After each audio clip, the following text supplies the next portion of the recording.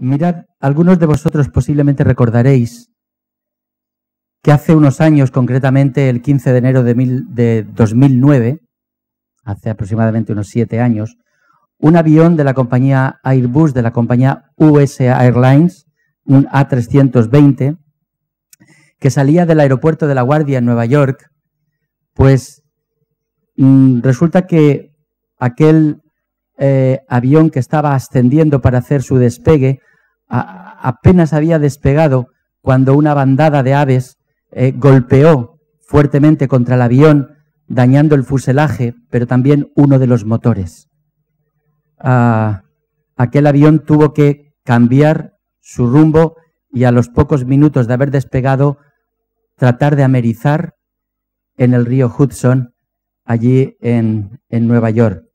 La experiencia y pericia del piloto, sumado también a la rapidez de las embarcaciones que estaban alrededor, pudieron producir un resultado tremendo. No hubo ni una sola víctima de los 155 pasajeros y tripulación que iban a bordo de aquel vuelo. Fijaos, no solo era necesario amerizar bien, sino que además había que intervenir rápido porque el avión se hundía y estaban a 6 grados bajo cero. Por lo tanto, aquel fue un episodio de los más felices de los que se conocen en cuanto a la historia de los accidentes de avión. Este accidente, fijaos cómo terminó de bien, que a los pocos meses, 5 meses más tarde, otro avión de una compañía francesa tuvo también otro amerizaje, pero mucho más desafortunado. Los más de 200 pasajeros murieron porque cayó, impactó y en el agua de tal manera que no se salvó ni uno solo de ellos. Pues mirad, volviendo al primer episodio, al primer amerizaje, hubo una persona que pocos meses después aparecería en un evento que es muy conocido mundialmente, se llama TED, y él salió a compartir un poco su testimonio. En aquel testimonio, este superviviente de aquel vuelo, vuelo accidentado, él lo relataba un poco de esta manera. Dice, yo era el pasajero que iba en el asiento 1D, es decir, el único asiento en el que se podía hablar con las azafatas, ¿verdad? De manera directa. Así que él lo relataba un poco de esta manera. Imaginaos que vais en el avión y de pronto sentís un fuerte impacto. Le pregunto a la azafata y la azafata te dice, no, tranquilo, esto es una bandada de aves que ha golpeado al avión, pero no te preocupes que no pasa nada. Dice, pero a los 2 minutos se producen 3 cosas simultáneas. El avión reenfoca, cambia su rumbo y lo alinea con el río Hudson. Dice, esa no era la ruta, con lo cual ya me empecé a asustar. En segundo lugar, clac, clac, clac, clac, clac, clac, clac, clac, del avión, que pasa a ser silencio absoluto, porque apagan los motores. Y en tercer lugar, dice las 3 palabras más terroríficas que uno puede escuchar en una situación. Prepárense para impacto. Dice, ya no necesité preguntarle nada a la azafata. Dice, porque sus ojos lo expresaban todo. Todos teníamos la sensación que nos quedaba unos minutos de vida. Apenas unos momentos de vida. Gracias a Dios la experiencia fue distinta. Como digo, no murió nadie, ninguno de los pasajeros. Pero este personaje dijo, procesando todo lo que fue aquel episodio en mi vida, pude extraer 3 lecciones. 3 lecciones de aquel momento terrorífico. La primera es que todo puede cambiar en un instante. Absolutamente todo. Y esto le llevó, en su línea de pensamiento, le llevó a pensar en su colección, decía él, de vinos malos que él tenía en la bodega.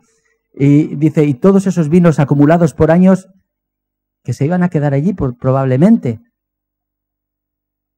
Y eso le condujo a pensar que en la vida no debemos aparcar las cosas, que debemos de vivir el presente, que no podemos aplazar las cosas que tenemos en la vida. En segundo lugar, lo que pensó es que él había vivido una vida, pues, medianamente bien, buena, pero que también en su humanidad le había dado espacio al ego. Y en ese darle espacio al ego, él lamentó muchos de los momentos en que perdió el tiempo en tonterías con personas que realmente le importaban. Es decir, mucho tiempo discutiendo, tratando de tener razón en las cosas, con su mujer, con su familia, con sus amigos. Y aprendió la lección de enfocar su mente, sus actitudes en lo positivo y no en lo negativo. Esto lo compartía 2 años después del accidente y decía, llevo 2 años sin discutir con mi mujer. Había aprendido una buena lección, porque entre tener razón y ser feliz, dice, escojo ser feliz. Y en tercer lugar, dice que en aquellos momentos cuando era casi como una cuenta atrás, estaban ya preparados para el impacto en aquellas aguas, dice, lo curioso es que no tenía miedo a morir, no tenía miedo a la muerte, pero sí que sentía una profunda tristeza al pensar todo lo que se iba a perder de la vida de sus hijos. Y aquello le condujo en esa tercera línea de pensamiento a esforzarse por tratar de ser el mejor padre del mundo.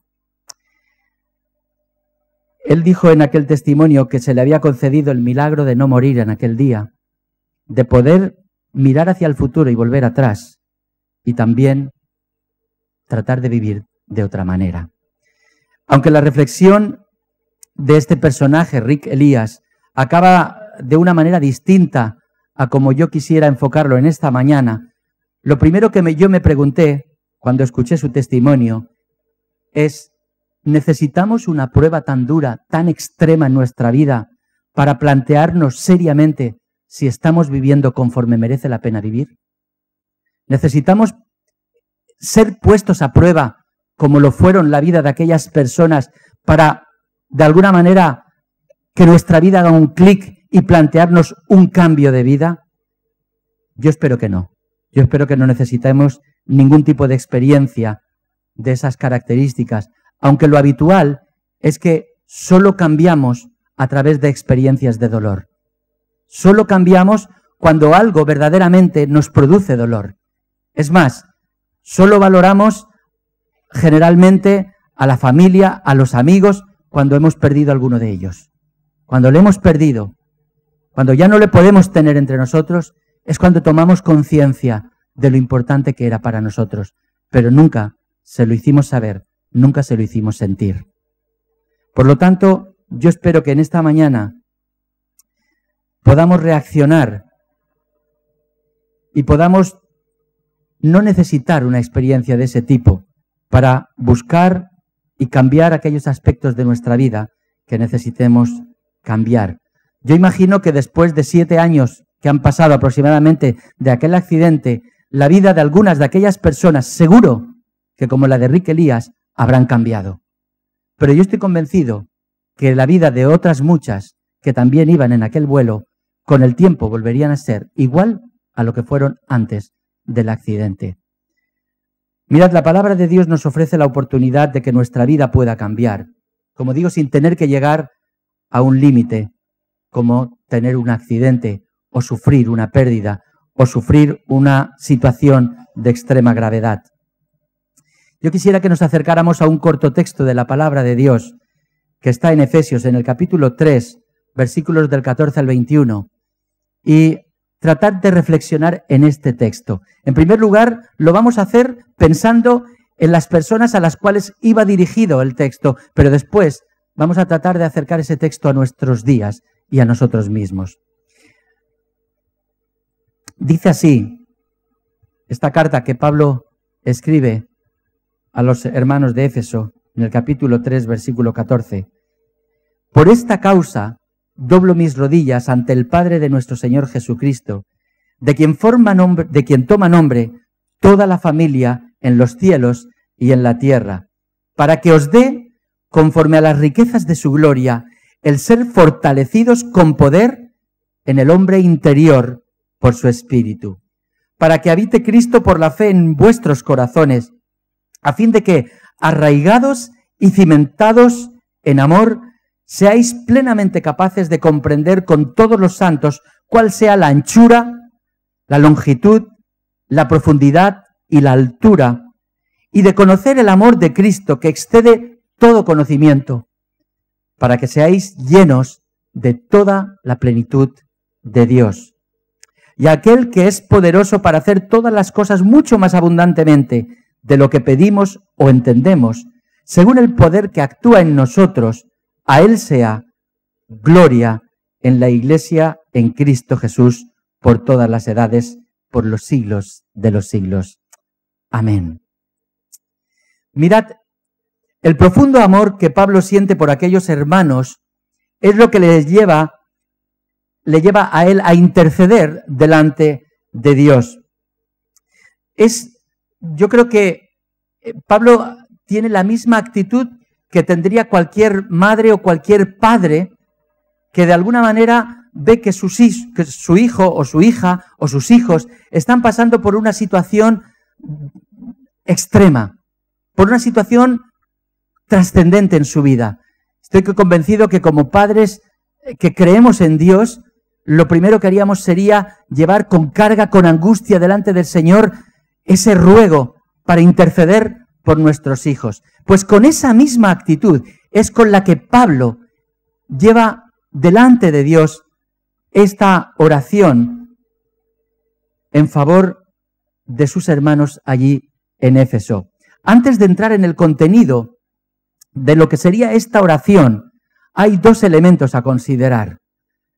Pablo dice, por esta causa doblo mis rodillas. Estos dos elementos ya son muy importantes. ¿A qué causa se refiere Pablo? Para saberla, tendríamos que leer toda la carta, sobre todo los capítulos previos, porque en esos capítulos previos es en los que Pablo establece un poco toda esa línea argumental que le lleva al final a decir por esta causa. Pero os la sintetizo en un momento en esta mañana. En los capítulos previos, Pablo trata de llevarles o de transmitirles o de que tomen conciencia, en primer lugar, del mundo de tinieblas del cual Dios les ha rescatado. Dios les ha rescatado de un mundo terrible, de un mundo que andaba perdido en filosofías, de un mundo que andaba viviendo de una manera totalmente ajena a la voluntad de Dios. Y de que tomaran conciencia de lo favorecidos que habían sido, que Dios en su misericordia se hubiera revelado a su vida y les hubiera dado a conocer ese evangelio de salvación que cambiaría y transformaría sus vidas. Teniendo en cuenta todo eso, teniendo en cuenta la gracia que Dios ya les había dado y teniendo en cuenta el mundo tan convulso en el que estaban, dices, por esa causa que doblo mis rodillas delante de Dios. Fijaos, esta es otra curiosidad del texto, porque sabéis, esa no era la manera habitual en la que los judíos oraban delante de Dios. No oraban de rodillas, oraban de pie y con los brazos abiertos. Pero ¿por qué Pablo lo hacía de rodillas? Porque lo hacía con una actitud de súplica, con una actitud de humildad, con una actitud del que va a implorar el favor de Dios. Y por ello se humilla delante de Dios, dobla sus rodillas, se inclina delante de Dios en actitud de súplica, por lo que va a compartir a continuación en esa oración. Mirad, con esa intensidad es con la que Pablo le pide a Dios, que es además el único que puede dar respuesta a lo que va a pedir, el único que puede dar respuesta a lo que va a pedir, en primer lugar, lo que le pide a Dios es que esos hermanos de Éfeso, de la iglesia de Éfeso, sean fortalecidos en el hombre interior. ¿Qué significa esa expresión? ¿Qué es lo que le está pidiendo Pablo a Dios? Ser fortalecidos en el hombre interior. Mirad, el hombre interior era una expresión bastante bien conocida en el contexto griego en el que estaban los hermanos de Éfeso. De hecho, la inmensa mayoría de ellos procedían de esa cultura. No eran judíos, procedían de la cultura griega, de la cultura helena. Y para el griego, el concepto de hombre interior tenía que ver o hacía alusión a tres aspectos de la persona. Hacía alusión a la razón, pensamiento, hacía alusión a la conciencia y hacía alusión también a la voluntad. Pablo sabía de la importancia de conocer bien la base de fe sobre la que habían decidido fundamentar sus vidas. Eran muchos los vaivenes en aquella época, los vaivenes doctrinales. Había muchos que procedían del ámbito judío, que habían conocido al Señor y lo que querían era que las personas que no procedían del ámbito judío pues trataran de aplicar a su vida los mismos rituales que ellos habían venido aplicando por siglos. Y en esos vaivenes doctrinales hacía falta tener una razón, un pensamiento muy claro. No solo por los vaivenes doctrinales, sino también por las corrientes filosóficas que estaban a su alrededor. De alguna manera, había dos corrientes filosóficas que estaban afectando la vida de la mayoría de ciudadanos de Éfeso. El epicureísmo y el estoicismo, dos líneas filosóficas que sin duda alguna también tratarían de infiltrarse dentro de aquellas primeras iglesias. Y es por eso que tenían que estar fortalecidos en su mente, en su pensamiento, para que ninguno de estos elementos alteradores de la esencia del Evangelio llegara a perturbarlo. Por otro lado, era importante también que tuvieran una conciencia, una sensibilidad de la voluntad de Dios, de la ética de Dios, de la ética que a través de Jesucristo les había llegado. Ética que les tenía que hacer discernir el bien del mal. Y el bien de un bien mayor o el mal de un mal menor. Pero tener una conciencia sensible y despierta a la voluntad de Dios. Y por último, precisamente eso, voluntad. Porque no basta tener las cosas claras y no basta ser sensible hacia lo que Dios a uno le pone por delante. También es necesario una voluntad firme para llevarlo a cabo, ¿verdad? Como dice la propia palabra de Dios, el espíritu está dispuesto, pero la carne es débil. Es decir, la voluntad a veces se nos doblega. Y eso es lo que Pablo estaba queriendo poner delante de Dios. Esos son los tres ámbitos que llevaba delante de Dios. Voluntad, conciencia y razón. Que era lo que definía ese concepto de hombre interior. Es lo que debía ser fortalecido ¿por quién? Por el Espíritu de Dios. Es el Espíritu Santo quien fortalece el ser interior. Y solo cuando ese ser interior es fortalecido por Él, el creyente está en condiciones de empezar a entender lo que es el amor de Cristo. Ser fortalecidos en el hombre interior. Continúa el texto diciendo, para que habite Cristo por la fe en vuestros corazones, a fin de que, arraigados y cimentados en amor, seáis plenamente capaces de comprender con todos los santos cuál sea la anchura, la longitud, la profundidad, la altura, y de conocer el amor de Cristo, que excede todo conocimiento. Pablo era consciente de que si los hermanos de Éfeso tenían fortaleza espiritual, también estarían firmes en la fe en Cristo. Y ellos no habían conocido personalmente, físicamente, la persona de Jesucristo. Solo lo podían conocer mediante la fe, mediante la fe. Creyeron por el testimonio de Pablo y de otros discípulos, pero esa fe que había germinado en sus corazones les haría descubrir de manera profunda el amor de Cristo, porque Cristo mismo habitaría, dice, para que Cristo habite. Ese término que se traduce en nuestras Biblias por habitar, en el griego se utilizaban dos términos. Uno, cuando se trataba de ir a un lugar temporalmente. Era como una visita. Pero el otro era el concepto que se utilizaba cuando uno iba a instalarse definitivamente en un lugar. Este es el término que se utiliza en el griego original. Es decir, la idea que Cristo viene a habitar, a quedarse en la vida de aquellas personas. Pablo les hablaba, de un conocimiento del amor de Cristo que va más allá del conocimiento mental o racional. Les habla de estar arraigados, de estar cimentados en un amor que excede todo conocimiento. Dice, necesitáis estar firmes en vuestro hombre interior para que descubráis cómo es el amor de Cristo Jesús. Porque mirad, solo cuando uno es fortalecido interiormente, empieza a descubrir cuál es la magnitud del amor de Cristo Jesús. Solo cuando uno se deja en las manos del Espíritu Santo y deja que Él vaya haciendo la obra interior que tiene que hacer en cada uno de nosotros, una obra de transformación racional, emocional, de conciencia, de voluntad, una obra profunda, es cuando uno empieza a descubrir el amor de Cristo Jesús.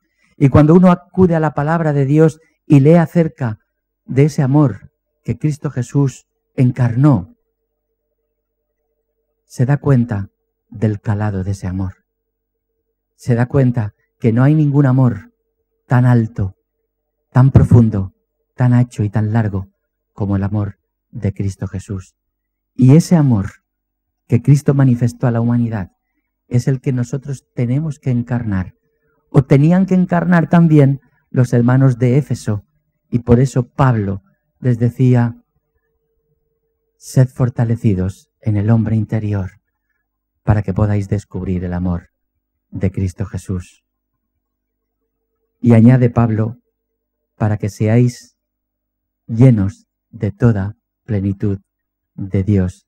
Mirad, conocer plenamente el amor de Cristo les permitiría ser llenos de la plenitud de Dios.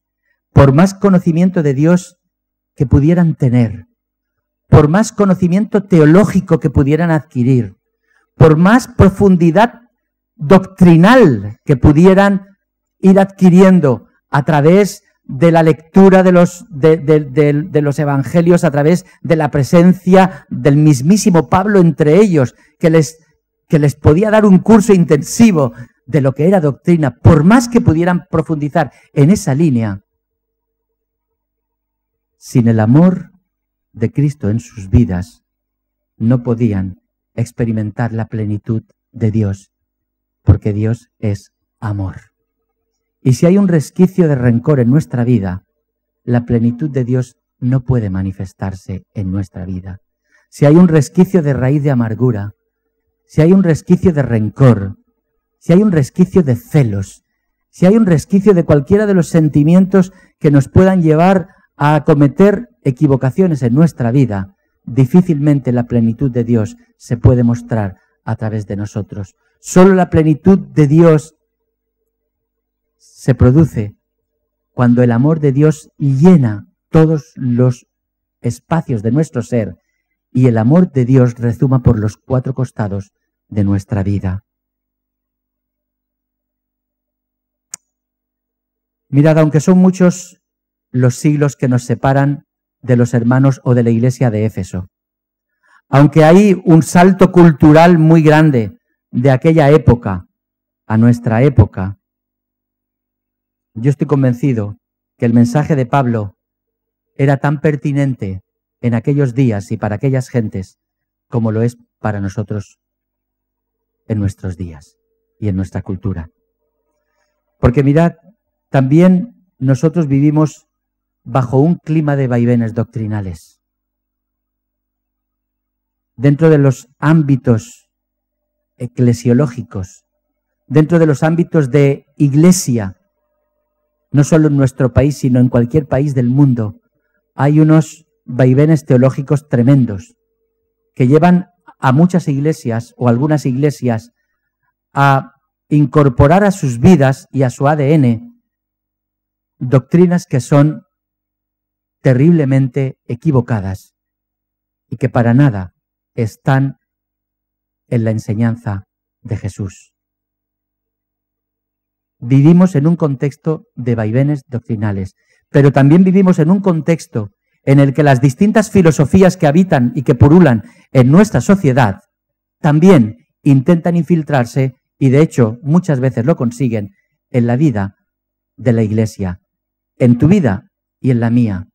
De tal manera que al final nosotros, como personas que creemos en un Dios que ha venido a transformar nuestra vida, acabamos por no distinguirnos en nada, por no marcar una diferencia de ningún tipo en relación a otras personas que no conocen al Señor. Y Dios no ha venido ni se ha revelado a tu vida para que tú continúes viviendo, ni para que yo continúe viviendo de la misma manera que vivía cuando no conocía a Dios.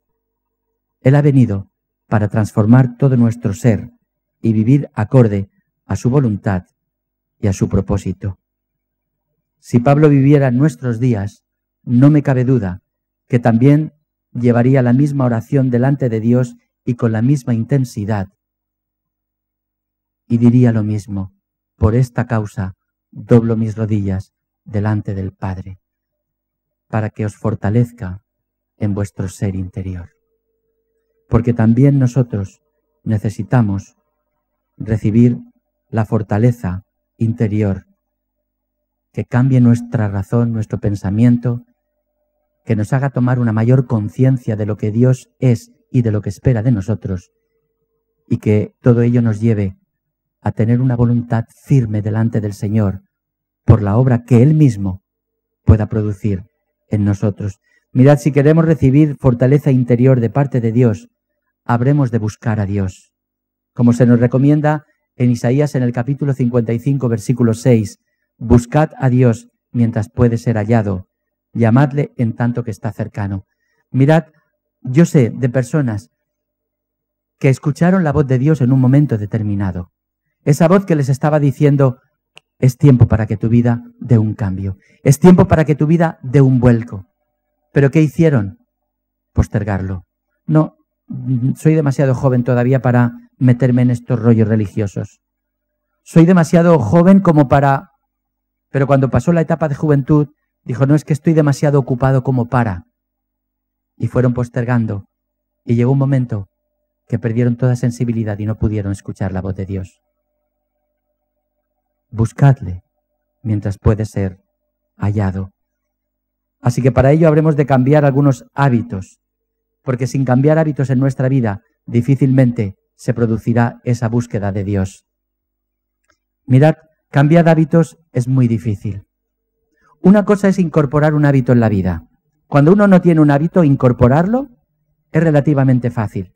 Pero cuando uno tiene un mal hábito incorporado a su vida, cambiarlo es muchísimo más difícil. Y esto tenemos un ejemplo buenísimo, que todos vais a entender a la perfección. Llega el verano, todo el mundo quiere lucir cuerpo, ¿y qué hacen? Un mes antes, 2 meses antes, me voy a poner a dieta, y cambian de la noche a la mañana no solo el tipo de alimentación, sino el hábito de salir a correr y tal. Pero un hábito no se cambia de la noche a la mañana. Y algunos, con fuerza de voluntad, aguantan 1 mes y 2. Pero cuando ha acabado ese esfuerzo, vuelven a lo de antes. Y si empezaron con 80 kilos, cuando vuelven a lo de antes, llegan a los 90, 100. Porque no se trata de una dieta. No se trata de una dieta de 1 mes. Todos sabemos que si realmente queremos que nuestro organismo funcione mejor, lo que hemos de cambiar es un hábito. Entonces no me lo planteo para 2 meses, me lo planteo para toda la vida. Pero eso es mucho más difícil, cambiar los hábitos de alimentación. Pues mirad, hermanos, con la vida espiritual sucede lo mismo. Nosotros queremos que nuestra vida espiritual cambie. Ay, queremos que el Señor produzca en nosotros, y lo que buscamos es un pelotazo espiritual. Buscamos ir a un lugar donde de pronto seamos arrebatados al 7º cielo, salgamos de allí como diciendo, uy, salgo de aquí, salgo todavía levitando. Pero el efecto pasa. Y a los 15 días, al mes, volvemos a ser los mismos. ¿Es eso lo que Dios está buscando en nosotros? No. ¿Es eso lo que significa buscar a Dios? No. Si realmente queremos ser fortalecidos en el ser interior, como digo, habremos de cambiar hábitos, y hábitos muy importantes en nuestra vida. Hermanos, buscar a Dios significa pasar tiempo con Dios. Esto lo vemos en la vida matrimonial. Hablamos de cultivar el matrimonio. ¿Qué es eso de cultivar el matrimonio? De cultivar la relación matrimonial. ¿A qué nos referimos cuando estamos hablando de cultivar la amistad con personas que hemos conocido?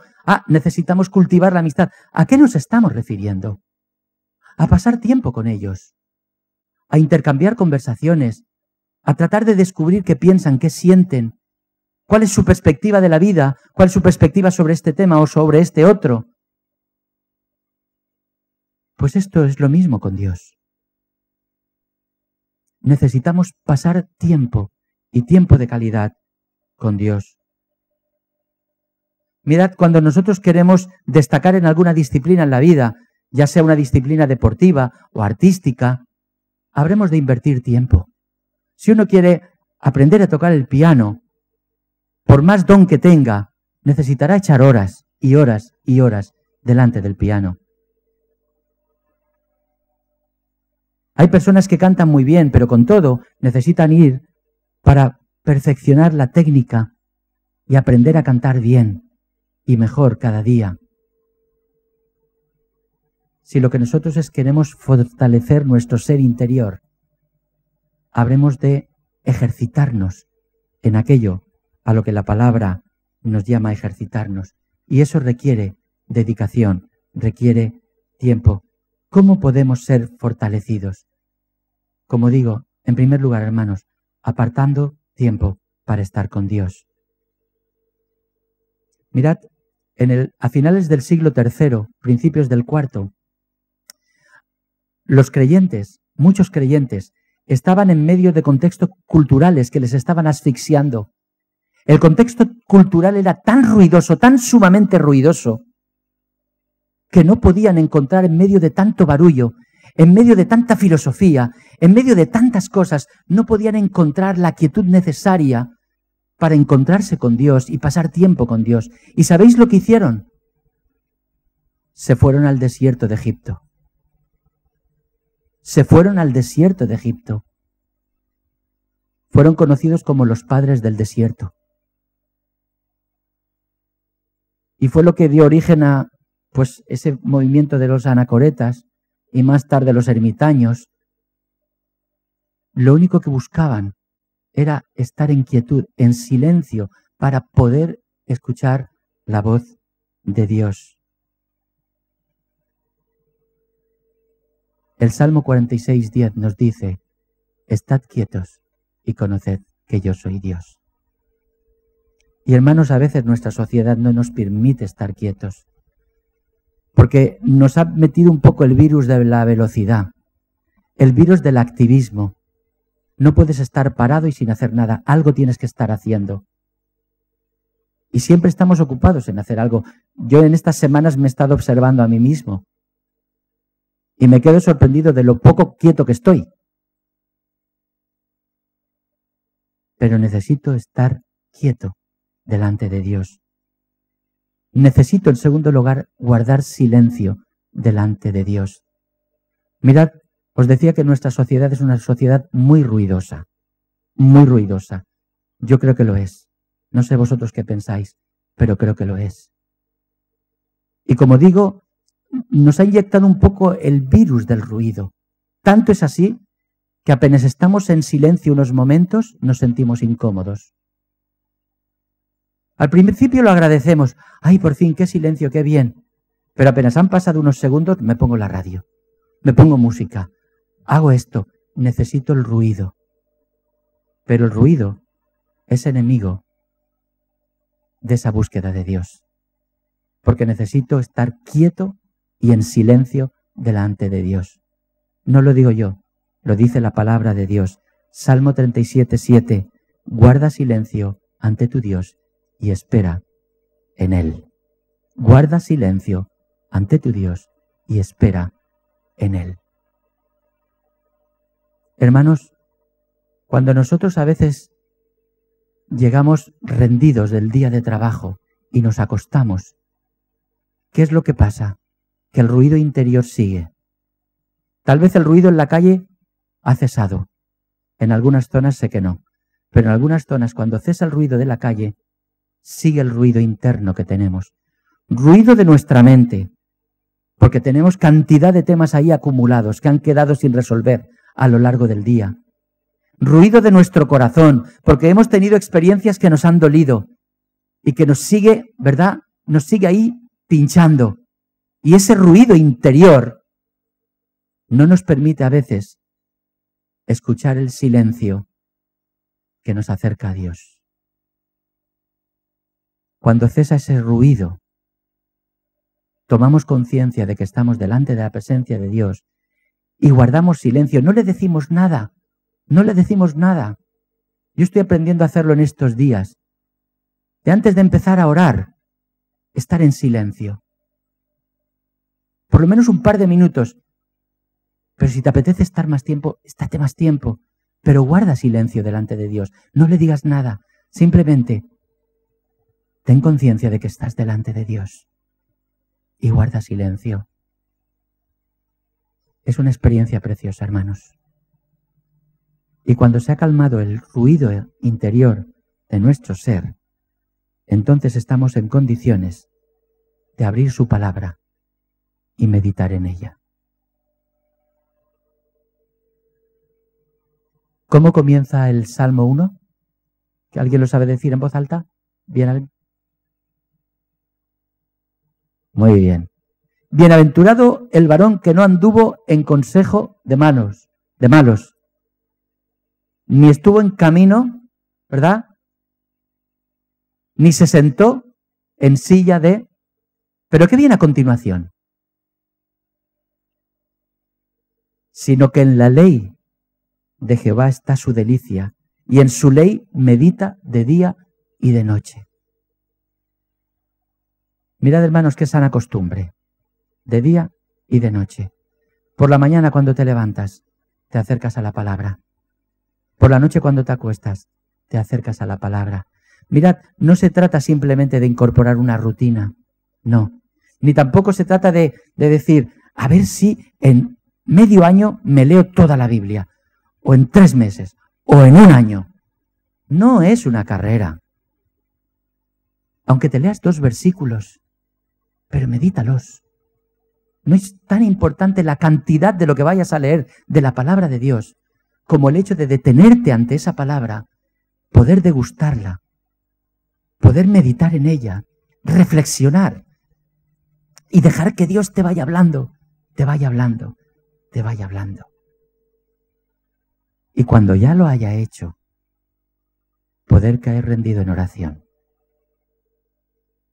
y poder dialogar con Él respecto a lo que Él te ha dicho.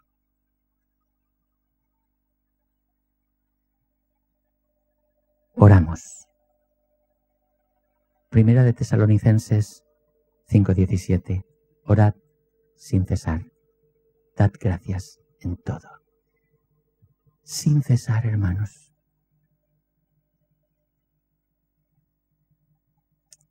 ¿Recordáis las palabras que os había dicho al principio de este personaje, Rick Elías, del superviviente? Dice, se me ha concedido el milagro de volver a vivir. Hermanos, yo diría que se nos ha concedido el milagro de haber nacido a la vida espiritual que Dios tenía para nosotros. Jesús decía, si no nacieres del agua y del Espíritu, no podrás tener la vida eterna, no podrás encontrar la vida eterna. Y el Señor Jesús ha venido para que tengamos vida y vida abundante. Y a nosotros se nos ha concedido, hermanos, esa posibilidad, esa oportunidad de vivir desde la perspectiva de las riquezas que Dios tiene para darnos, esas riquezas espirituales que Dios tiene para darte a tu vida y a la mía. Por lo tanto, no lo desperdiciemos. Dijo aquel personaje, he ido al futuro y he vuelto. La palabra de Dios nos permite saber qué es lo que está por venir. ¿Qué es lo que está por venir? Hermanos, y en un sentido no es nada agradable, y lo sabéis, porque este mundo va de mal en peor. Pero también se nos dice que aquellos que estamos en Cristo Jesús tenemos asegurada la victoria en Él. Se nos permite conocer que vamos a tener una vida eterna. Se nos permite conocer que este mundo va a tener un fin. Luego, finalmente, como decía este personaje, y así poder vivir de otra manera, que todo esto nos lleva a vivir de una manera totalmente distinta a como tal vez estamos viviéndola. ¿Queremos descubrir en profundidad en qué consiste el amor de Cristo Jesús? ¿Queremos vivir con la plenitud de Dios en nuestra vida? Pues para ello tendremos que dejar que el Espíritu Santo fortalezca nuestro ser interior. Y para que esto suceda, hermanos, tendremos que buscar a Dios, pasar tiempo con Dios, ejercitarnos en lo que Dios nos vaya transmitiendo. Tendremos que buscar espacios de quietud, pero no un día, sino cada día, espacios de quietud y de silencio para meditar en su palabra, para dialogar con Él, para experimentar la presencia de nuestro Dios. Y estoy convencido que de esta manera nuestra vida sí que será, o sí que marcará una diferencia con la vida de aquellas personas que nos rodean. ¿Lo deseáis?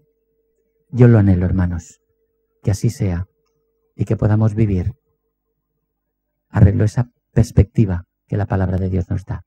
Amén.